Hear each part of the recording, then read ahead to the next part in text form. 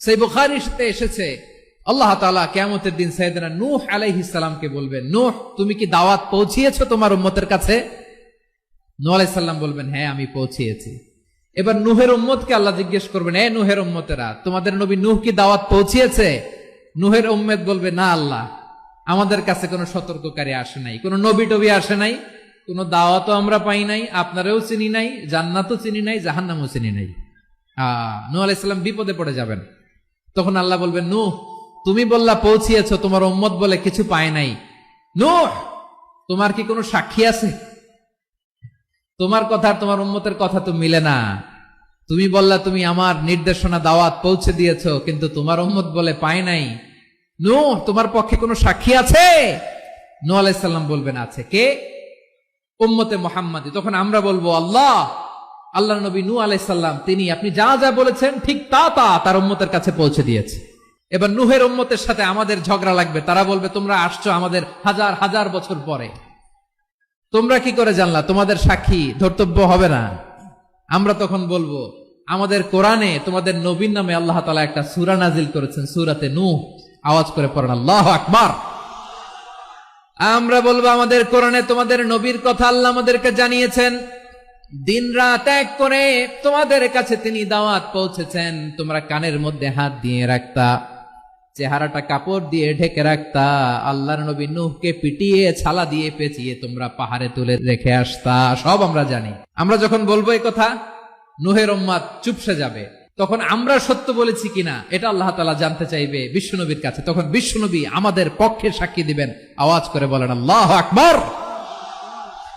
এজন্য আল্লাহ বলেন, নবী আপনি হচ্ছেন সাক্ষ্যদাতা, সব নবীদের উপর আপনি হবেন সাক্ষী, আবার আপনার উম্মতের সাক্ষীর উপর আপনি হবেন সাক্ষী। তার মানে নবী গো, কিয়ামতের কঠিন ময়দানে আপনি হবেন রাজ সাক্ষী। বিশ্বনবী কি সাক্ষী? আওয়াজ করে বলেন, রাজ সাক্ষী, সব সাক্ষীর বড় সাক্ষী। এজন্য বিশ্বনবীকে আল্লাহ তাআলা প্রথম যে বৈশিষ্ট্যটা দিয়েছেন সেটা হচ্ছেন শাহিদ। তিনি সাক্ষ্যদাতা, witness for all messenger of God and for all of us. সুবহানাল্লাহ পড়েন। তাহলে এক নাম্বার বৈশিষ্ট্য বুঝতে পেরেছেন? বুঝতে পেরেছেন সবাই? মাশাআল্লাহ। আমার দিকে তাকান। তাহলে আল্লাহ তাআলা বিশ্বনবীর 5টি বৈশিষ্ট্যের কথা বলেছেন। একটি বৈশিষ্ট্যের ব্যাপারে আমরা জানলাম, তিনি হচ্ছেন শাহিদ, সাক্ষ্যদাতা, সবার উপরে সাক্ষ্যদাতা। 2 নাম্বার বৈশিষ্ট্য হচ্ছে মুবাশশিরা, তিনি সুসংবাদদাতা।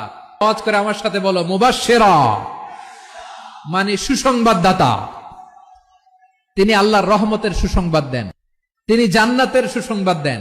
এই উম্মতের মধ্য থেকে যারা গাফেল, যারা অবাধ্য, যারা সীমালঙ্ঘনকারী, তাদেরকে বিশ্বনবী আল্লাহর রহমতের সুসংবাদ দেন। তিনি বুঝান আল্লাহর দরবার 24/7, 24 ঘন্টা খোলা। আপনি যত বড় পাপী হন, আপনি যতই অন্যায় করেন না কেন, আল্লাহর রহমতের দরিয়া, আল্লাহর রহমতের দরজা আপনার জন্য খোলা আছে না নেই? জায়নামাজটা বিছিয়ে দেন, চোখের পানি ছেড়ে দেন, 2 রাকাত নামাজ পড়ে সেজদায় লুটিয়ে পড়ে কাঁদেন। যত গুনাহ আপনার হোক না কেন, আপনার গুনাহ মাফ করে কবুল করে নিবে কে? মুবাশশিরাম বিরাহমাতিল্লাহ।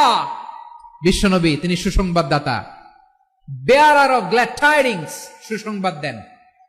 পাপী, অবাধ্য, সীমালঙ্ঘনকারীদেরকে তিনি আল্লাহর রহমতের সুসংবাদ দেন। আল্লাহর রহমত থেকে মুখ ফিরিয়ে নিও না। তিনি যে কত দয়ালু, তিনি যে তোমারে কত ভালোবাসে তুমি জানোই না। আমি আমাকে যত বেশি ভালোবাসি, তার চেয়েও আমাকে বেশি ভালোবাসে কে? সবাই বলে নাই, বুঝতে পারে নাই বোধহয়। আমি আমাকে যত বেশি ভালোবাসি, তার চেয়েও আমাকে বেশি ভালোবাসে কে? আমার মাতা পিতা আমাকে যত ভালোবাসে, তার চেয়েও আমাকে বেশি ভালোবাসে কে? আমার প্রিয়তমা স্ত্রী আমাকে যত বেশি ভালোবাসে, তার চেয়েও আমাকে বেশি ভালোবাসে কে? মুবাশশিরাম বিরাহমাতিল্লাহ, তিনি আল্লাহর রহমতের সুসংবাদ দেন। আল্লাহর রহমতের শেষ নাই, আল্লাহর ভালোবাসার শেষ নাই। ও মুবাশশিরাম বিল জান্নাহ, তিনি জান্নাতের সুসংবাদ দেন। এই উম্মতের মধ্য থেকে যারা আল্লাহওয়ালা, যারা প্র্যাকটিসিং, যারা ঈমানদার, তাদেরকে বিশ্বনবী জান্নাতের সুসংবাদ দেন। আওয়াজ করে পড়েন সুবহানাল্লাহ।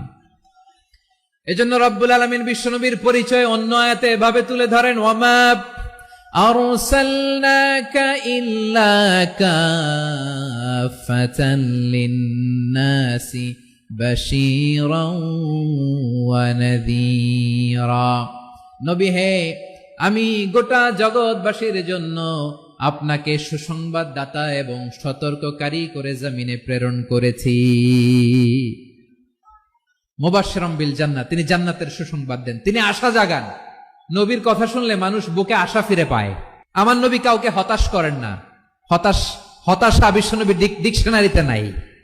তিনি মানুষকে আশাবাদী করে তোলেন। বিশ্বনবীর কথা শুনলে মানুষের হৃদয় নরম হয়, তারা আশা ফিরে পায়। বিশ্বনবীর মুখ নিঃসৃত পবিত্র প্রতিটি কথাই আশা জাগানিয়া। সুবহানাল্লাহ পড়েন। আপনি প্রিয় নবীর মুখ নিঃসৃত বাণীগুলো পড়েন, কথামালাগুলো শোনেন, দেখবেন আশা পাবেন, বুকে আশা পাবেন, ভালোবাসা পাবেন। কারণ তিনি এমন সত্তা, এমন পার্সোনালিটি, তার কথা শুনলে হৃদয় নরম হয়ে যায়। মনে হয় হৃদয় খুলে তারে দিয়ে দেই, সব কথা যেন তারে বলা যায়। আওয়াজ করে বলেন ঠিক কিনা? সে কোন বন্ধু বলো বেশি বিশ্বস্ত, সে কোন বন্ধু বলো বেশি বিশ্বস্ত, কার কাছে মন খুলে দেয়া যায়, কার কাছে সব কথা বলা যায়, হওয়া যায় বেশি আশ্বস্ত। তার নাম আহমদ, বড় বিশ্বস্ত। সে কোন বন্ধু বলো বেশি বিশ্বস্ত, কার কাছে মন খুলে দেয়া যায়, কার কাছে সব কথা বলা যায়, হওয়া যায় বেশি আশ্বস্ত। তার নাম আহমদ, বেশি বিশ্বস্ত। যে জন কখনো ব্যথা দিতে জানে না, যে জনকে বলি মুছে দেহি বেদনা, যে জন কখনো ব্যথা দিতে জানে না, যে জনকে বলি মুছে দেহি বেদনা, হৃদয়ের হাহাকার কবুল করে নিতে আর কারে বুক এত প্রশস্ত। তার নাম আহমদ, বেশি বিশ্বস্ত। আমি তো বাংলাদেশের অলমোস্ট অধিকাংশ জেলায় গিয়েছি। এই এমসি কলেজের ময়দানের মতো মাঠ আমার চোখে আর পড়ে নাই বাংলাদেশ। এত বড় ময়দান, এই পুরো ময়দানে লাইটিং করে ওনারা ব্যবস্থাপনা করেছেন, এলইডি স্ক্রিন দিয়েছেন যাতে করে দূর দূরান্ত থেকে দেখা যায়। এখন আমাকে সবাই যদি কাছে থেকে দেখতে চাও, কাছে থেকে দেখে দেখে লক্ষ লক্ষ মানুষ, 5 লাখ 10 লাখ লোক কি কাছে বসে দেখতে পারবে? তো এতটুকু স্যাক্রিফাইস তো করতে হবে তোমাদের। প্রিয় ভাইয়েরা, বিশ্বনবী তিনি মানুষের হৃদয়ে আশা জাগান। আমরা মানুষকে ভয় দেখাই, ঠিক কিনা? আমরা ইসলামকে এমন কঠিন ভাবে উপস্থাপন করি, মানুষ ভয় পেয়ে যায়। বিশ্বনবী মানুষকে ভয় দেখাতেন না, তিনি আশা দিতেন, ভরসা দিতেন। কানা রাসূলুল্লাহ সাল্লাল্লাহু আলাইহি ওয়াসাল্লাম ইযা বাআসা আহাদান মিন আসহাবিহি ফি আমরিহি কানা ইয়াকুল বাশশিরু ওয়ালা তুনাফিরু, ইয়াসসিরু ওয়ালা তুআসসিরু।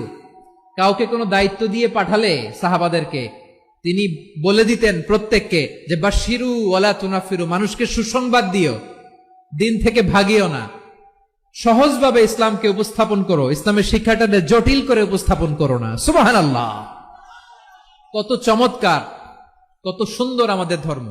তিনি বলেছেন সহজ করো, কঠিন করো না, সুসংবাদ দাও, মানুষকে দিন থেকে ভাগিও না। সুবহানাল্লাহ বলেন।